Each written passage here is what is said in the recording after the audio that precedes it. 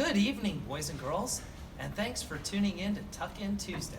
I'm so excited to read one of my favorite books, Flat Stanley. This one is Flat Stanley and the Very Big Cookie. Thank you, Miss Sinkowski.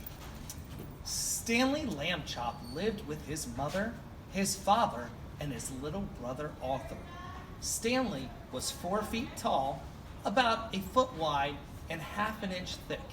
He had been flat ever since a bulletin board fell on him. I feel awfully flat right now. People in Stanley's town liked having a flat boy around, especially since Stanley was always willing to lend a hand, or even a whole arm. He helped the librarian reach books that slipped under the stacks. He helped the dentist smooth out the new wallpaper in his office.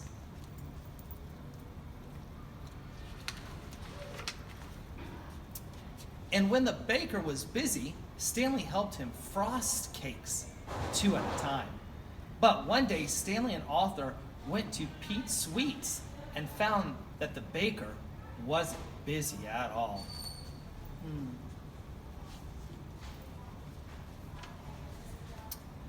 What's wrong? Asked Stanley.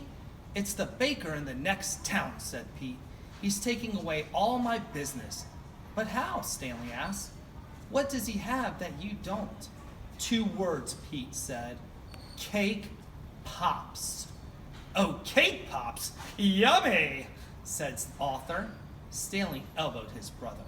What? Arthur said. They are. It's true, said Pete calmly. They are yummy. So, why don't you bake them too, suggests Stanley.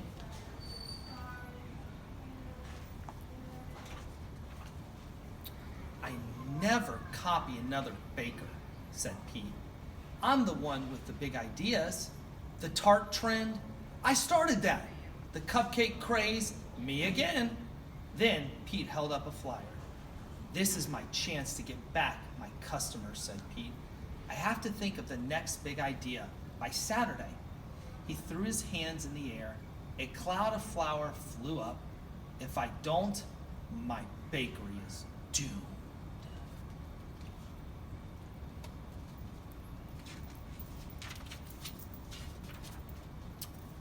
That night, Stanley and Arthur tried to think of an idea for Pete. Mini muffins, bite-sized brownies, everything had been done before. How about a nice coconut macaroon, suggested Miss Lambchop.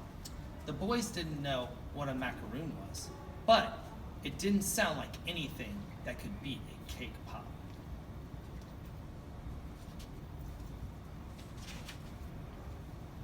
The next day was Friday. Stanley and Arthur stopped by the bakery after school. It was a mess.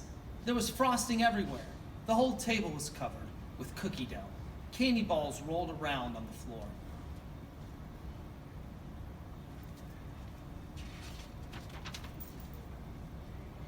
Mr. Pete, called Stanley. What's going on? Whoa! Stanley slipped on a candy ball. His flat arms made a windmill. As he tried to not to fall, Pete came out of the kitchen just in time to see Stanley land. Smack! Face first in the cookie dough. It's not fun to be flat sometimes. Arthur peeled his brother off the dough. There was a Stanley-shaped dent in it. I'm so sorry, Pete, said Stanley, but Pete was staring at the dent with a strange smile on his face. The next big idea, he said. It's big! Pete started racing around the bakery. The boys didn't know exactly what his plan was, but they pitched in.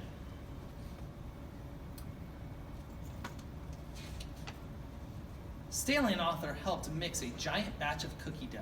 They rolled it out on the table. Then Pete pulled up a chair. Stanley, would you climb up here and fall on the cookie dough again? Okay, said Stanley, but does it have to be face first this time? Pete grinned and shook his head.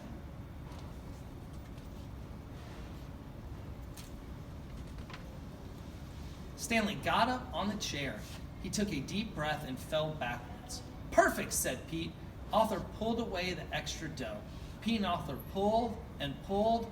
Then they helped Stanley stand up. On the table lay a gingerbread boy. It was 4 feet tall, about a foot wide, and a half an inch thick. Just like you, Arthur told Stanley. Only good looking. Love a little humor. The cookie looked even better when it was baked and decorated. Wow, said Stanley. This might sound weird, but I want to take a bite of my head. Not now, said Pete. We have 3 dozen kid-sized cookies to make.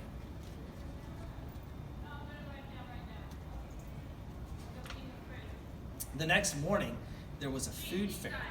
The Lamb Chops walked down the main street. Look at that, said Mr. Lamb Chop. There was a huge crowd outside Pete's Sweets. They were waiting to buy kid-sized cookies.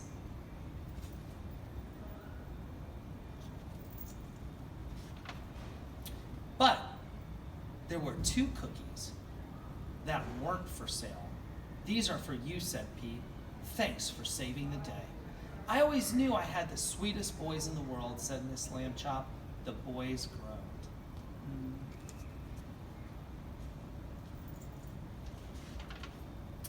And took a bite. Yeah.